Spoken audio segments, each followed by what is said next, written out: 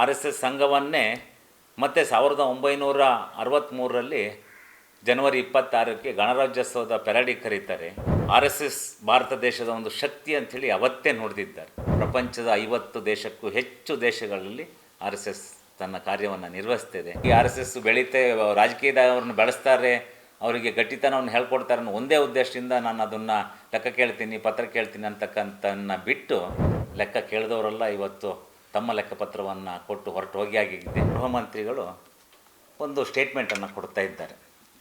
R S S ಲೆಕ್ಕ ಕೊಡಬೇಕು ನಮಗೆ, ಆರ್ ಎಸ್ ಎಸ್ಸು ಸಂಘಟನೆಯಿಂದ ಎಷ್ಟು ಲಾಭ ಆಗಿದೆ ಏನು ಅಂತದ್ದು. ನಾನು ಖರ್ಗೆ ಅವರಿಗೆ ಹೇಳ್ತಾ ಇದ್ದೇನೆ, ಅವರು ಗೃಹ ಮಂತ್ರಿಗಳು, ಅವ್ರ ಬಗ್ಗೆ ಗೌರವ ಇದೆ, ಹಿರಿಯರಿದ್ದಾರೆ. ಸಂಘಕ್ಕೆ ಆರ್ ಎಸ್ ಎಸ್ಸಿಗೆ 100 ವರ್ಷ ದಾಟಿದೆ. ಇವತ್ತು 100 ವರ್ಷದ ಸಂಭ್ರಮಣ ಆಚರಣೆಯಲ್ಲಿ ಸಂಘ ಇದೆ. ಮತ್ತು ಸಂಘ ಯಾವತ್ತೂ ವ್ಯಕ್ತಿ ವಿಕಸನ ಸಂಸ್ಥೆ. ಅದೊಂದು ರೀತಿ ಒಬ್ಬ ವ್ಯಕ್ತಿಯನ್ನು ಗಟ್ಟಿಯನ್ನಾಗಿ ಮಾಡಿ, ಅವನನ್ನು ಈ ದೇಶದ ಸತ್ಪ್ರಜೆಯನ್ನಾಗಿ ಮಾಡಿ, ಅವನಿಗೊಂದಷ್ಟು ಏನು ನಾವು ಹೇಳ್ತೀವಿ ಜವಾಬ್ದಾರಿಗಳನ್ನ ಕೊಡುವಂಥದ್ದು, ಅದನ್ನು ಕೊಡ್ತಾ ಇದೆ. ಭಾರತ ದೇಶವನ್ನು, ಕುಟುಂಬವನ್ನು ಹೇಗೆ ಕಾಪಾಡ್ಕೊಳ್ಬೇಕನ್ನುವಂಥದ್ದು ಜವಾಬ್ದಾರಿನ ಕೊಡ್ತಾರೆ. ಹಾಗಾಗಿ ಮತ್ತು ಅವ್ರು ಹೇಳುವಂಗೆ ನಮಗೆ ರಿಜಿಸ್ಟರ್ ಮಾಡ್ಕೊಳ್ಳಿ ಅಂಥೇಳಿ 2ನೇ ಪದವನ್ನು ಹೇಳ್ತಾರೆ. ಭಾರತ ದೇಶದ ಕಾನೂನು ಅಡಿಯಲ್ಲಿ ನಾವು ಯಾವುದೇ ಸರ್ಕಾರದ ಅನುದಾನವನ್ನು ಪಡೆಯುವುದಾದರೆ ಅಥವಾ ಯಾವುದಾದ್ರೂ ಕಾರ್ಖಾನೆಗಳ ಕಂಪನಿಗಳಿಂದ ಅವ್ರು ನೀಡ್ತಕ್ಕಂಥ ದೇಣಿಗೆಯನ್ನು ಪಡೆಯುವುದಾದರೆ ಮಾತ್ರ ಸಂಘ ರಿಜಿಸ್ಟ್ರೇಷನ್ ಆಗಿರಬೇಕು. ಇಲ್ಲವಾದರೆ ಸಂಘ ರಿಜಿಸ್ಟ್ರೇಷನ್ ಇಲ್ಲದೆ ಇವತ್ತು ತುಂಬ ಮಹಿಳಾ ಸಂಘಗಳು, ಸ್ತ್ರೀ ಶಕ್ತಿ ಸಂಘಗಳು ಎಲ್ಲ ಕೆಲಸ ಮಾಡ್ತಿದೆ, ಯಾವುದೂ ರಿಜಿಸ್ಟ್ರ್ ಆಗಿಲ್ಲ. ಆ ರಿಜಿಸ್ಟ್ರ್ ಅವ್ರು ದುಡ್ಡು ಹಣ ಪಡಿಬೇಕಂತಂದರೆ ರಿಜಿಸ್ಟ್ರ್ ಮಾಡ್ಕೊಂಡಿದ್ದಾರೆ. ಹಾಗಾಗಿ ರಿಜಿಸ್ಟ್ರ್ ಮಾಡ್ತಕ್ಕಂಥ ಕಾನೂನಿನ ಅರಿವಿರ್ತಕ್ಕಂಥ ಖರ್ಗೆ ಅವರೇ ಆ ರೀತಿ ರಿಜಿಸ್ಟ್ರ್ ಮಾಡುವಂಥದ್ದು ಯಾವುದಿಲ್ಲ. ನಿಮಗೊಂದಷ್ಟು ಸಣ್ಣ ಸಣ್ಣ ಹಿಂದೆ ನಡೆದಿರ್ತಕ್ಕಂಥ ಘಟನೆಗಳನ್ನು ನಾನು ಕೊಡ್ತೀನಿ. 1948ರಲ್ಲಿ ನೆಹರು ಅವರು ನಿಷೇಧ ಮಾಡೋಕ್ಕೆ ಹೊರಟಿದ್ರು ಆರ್ ಎಸ್ ಎಸ್ಸನ್ನು. 1948ರಲ್ಲಿ ನೆಹರು ಅವರು ನಿಷೇಧ ಮಾಡೋಕ್ಕೆ ಹೊರಟಾಗ 1900 ವಾಪಸ್ ತಗೊಂಡ್ರು ಅವರು.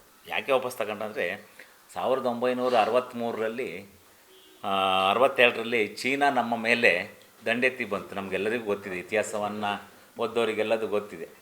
ಅವತ್ತು ಲಕ್ಷಾಂತರ ಜನ ಸೈನಿಕರು ನೋವಿಗೆ ಇವರು ರಕ್ತದಾನವನ್ನು ನೀಡಿದ್ದಾರೆ. ರೈಲ್ವೆ ಇಲಾಖೆಗಳಲ್ಲಿ, ರೈಲ್ವೆ ಸ್ಟೇಷನ್ಗಳಲ್ಲಿ, ಬಸ್ ಸ್ಟೇಷನ್ಗಳು ಹೋಗಿ ಕೆಲಸವನ್ನು ಮಾಡಿಕೊಟ್ಟಿದ್ದಾರೆ. ಲಕ್ಷಾಂತರ ಜನ ಸೈನಿಕರಿಗೆ ಬಿಸಿ ಬಿಸಿಯಾದ ಆಹಾರವನ್ನು ತಯಾರು ಮಾಡಿಕೊಟ್ಟಿದ್ದಾರೆ.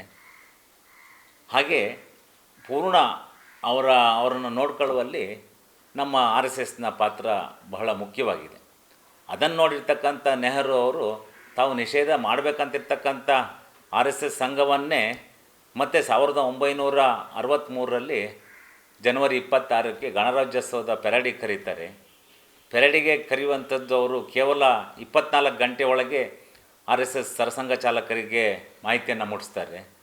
3500 ಅವತ್ತು ಸಮವಸ್ತ್ರವನ್ನು, ಕಾಕಿ ಚಡ್ಡಿ ಮತ್ತು ಬಿಳಿ ಶರ್ಟನ್ನು, ಕಪ್ಪು ಟೋಪಿಯನ್ನು ಹಾಕ್ಕೊಂಡು ದಂಡ ಹಿಡ್ಕೊಂಡಿರ್ತಕ್ಕಂಥ ಆರ್ ಎಸ್ ಎಸ್ಸಿನ ಕಾರ್ಯಕರ್ತರು 3500 ಜನ ಕೇವಲ 24 ಗಂಟೆ ಒಳಗೆ 1963ನೇ ಜನವರಿ 26ನೇ ತಾರೀಕು ಸೇರಿ ಅವತ್ತು ಪೆರೇಡನ್ನು ನಡೆಸ್ಕೊಟ್ಟಿರ್ತಾರೆ.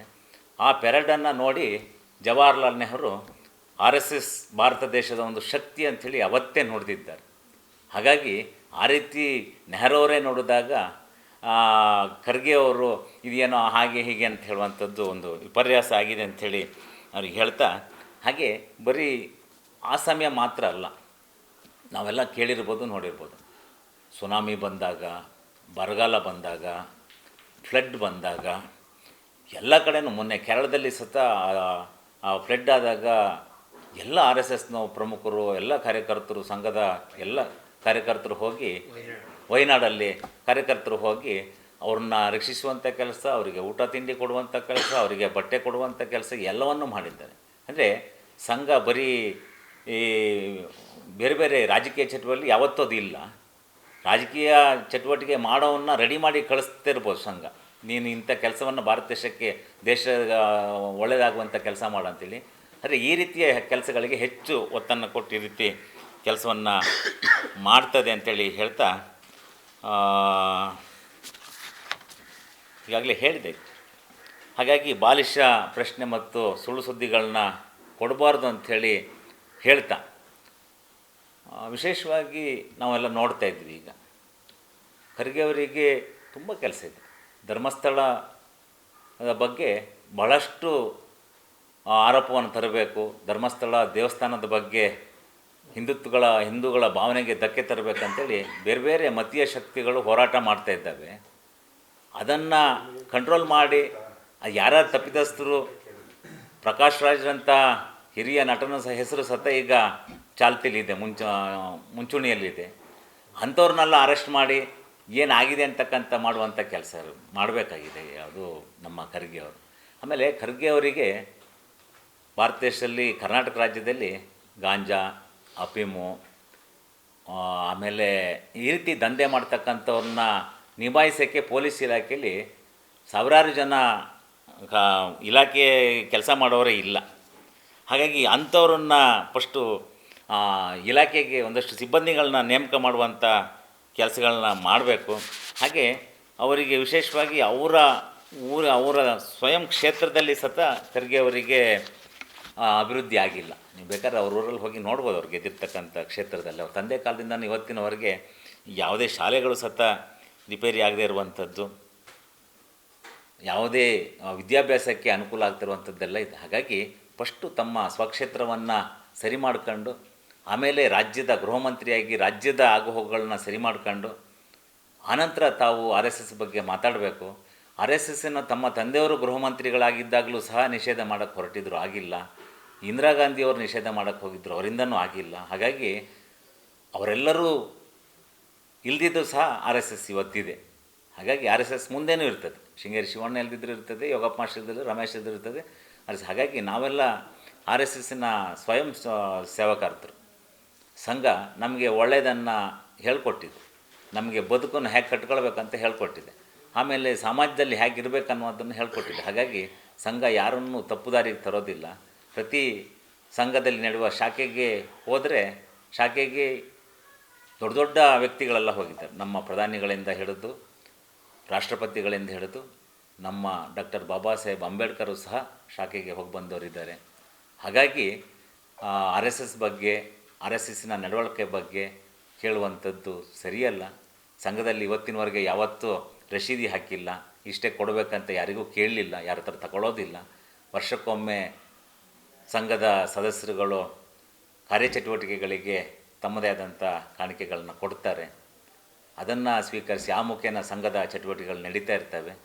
ಹಾಗಾಗಿ ದೇಶದಲ್ಲಿ ಅಲ್ಲದೆ ಪ್ರಪಂಚದ 50 ದೇಶಕ್ಕೂ ಹೆಚ್ಚು ದೇಶಗಳಲ್ಲಿ RSS ತನ್ನ ಕಾರ್ಯವನ್ನು ನಿರ್ವಹಿಸ್ತಿದೆ. ನಮಗೊತ್ತು ದೇವರ ನಾಡು ಅಂಥೇಳಿ ನಾವು ಕೇರಳನ ಕರೀತಾ ಇದ್ದೀವಿ.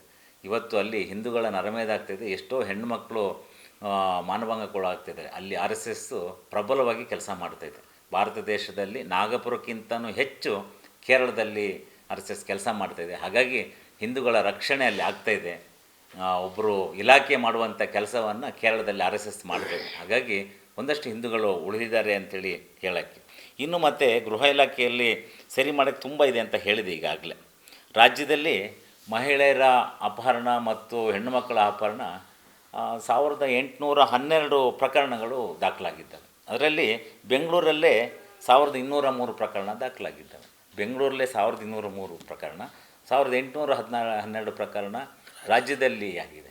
ಬಹುಶಃ ಗೃಹಮಂತ್ರಿಗಳು ಪರಮೇಶ್ವರರಾಗಿದ್ದರು, ಇವರಾಗಿದ್ದರು, ಏನು ಮಾಡ್ತಿದ್ದಾರೆ? ಹಾಗಾದರೆ ಇಷ್ಟೊಂದು ಹೆಣ್ಮಕ್ಳು ಅಪಹರಣ ಆಗ್ತಿದೆ, ಅವರು ಆಗ್ತಿದೆ. ಹಾಗಾದ್ರೆ ಇವರ ಇಲಾಖೆ ಏನು ಮಾಡ್ತಾಯಿದೆ? ಯಾವುದೋ ಒಂದು ರಾಜಕೀಯ ಉದ್ದೇಶಕ್ಕೋಗಿ ರಾಜಕೀಯವಾಗಿ RSS ರಾಜಕೀಯದವ್ರನ್ನ ಬೆಳೆಸ್ತಾರೆ, ಅವರಿಗೆ ಗಟ್ಟಿತನವನ್ನು ಹೇಳ್ಕೊಡ್ತಾರೆ ಅನ್ನೋ ಒಂದೇ ಉದ್ದೇಶದಿಂದ ನಾನು ಅದನ್ನು ಲೆಕ್ಕ ಕೇಳ್ತೀನಿ, ಪತ್ರ ಕೇಳ್ತೀನಿ ಅಂತಕ್ಕಂಥನ್ನು ಬಿಟ್ಟು, ಈ ರೀತಿ ಆಗ್ತಿರ್ತಕ್ಕಂಥ ರಾಜ್ಯಕ್ಕೆ ಆಗ್ತಿರ್ತಕ್ಕಂಥ ಅನ್ಯಾಯಗಳನ್ನು ನೋಡಿಬಿಟ್ಟು ಅದ್ರ ಬಗ್ಗೆ ಕೆಲಸ ಮಾಡಬೇಕಂತ ಹೇಳ್ತಾ, ಖರ್ಗೆ ಅವರಿಗೆ ಮತ್ತೊಮ್ಮೆ RSS ಯಾವತ್ತೂ ಇರ್ತದೆ. ಅದು ಒಂದು ರೀತಿ ಸೂರ್ಯಚಂದ್ರರು ಇರೋವರೆಗೂ RSS ಇರ್ತದೆ, ಅದಕ್ಕೆ ಸಾವಿಲ್ಲ. ಮತ್ತು ಅದಕ್ಕೆ ಲೆಕ್ಕ ಕೇಳಿದವರೆಲ್ಲ ಇವತ್ತು ತಮ್ಮ ಲೆಕ್ಕಪತ್ರವನ್ನು ಕೊಟ್ಟು ಹೊರಟು ಹೋಗಿ ಆಗಿದೆ. ಹಾಗಾಗಿ RSS ಭಾರತ ದೇಶ ಅಲ್ಲ, ಪ್ರಪಂಚದಲ್ಲಿ ಈಗ 50 ದೇಶದಲ್ಲಿ ಇದೆ ಅಂತ ಹೇಳಿದೆ.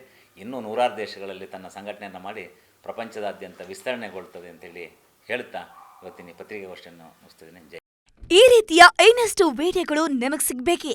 ಹಾಗಾದ್ರೆ ಈಗಲೇ ನ್ಯೂಸ್ ಮಲ್ನಾಡ್ ಚಾನೆಲ್ನ ಸಬ್ಸ್ಕ್ರೈಬ್ ಆಗಿ ಕೆಳಗಿರೋ ಸಬ್ಸ್ಕ್ರೈಬ್ ಬಟನ್ ಮೇಲೆ ಕ್ಲಿಕ್ ಮಾಡಿ ಉಚಿತವಾಗಿ ಸಬ್ಸ್ಕ್ರೈಬ್ ಆಗಿ.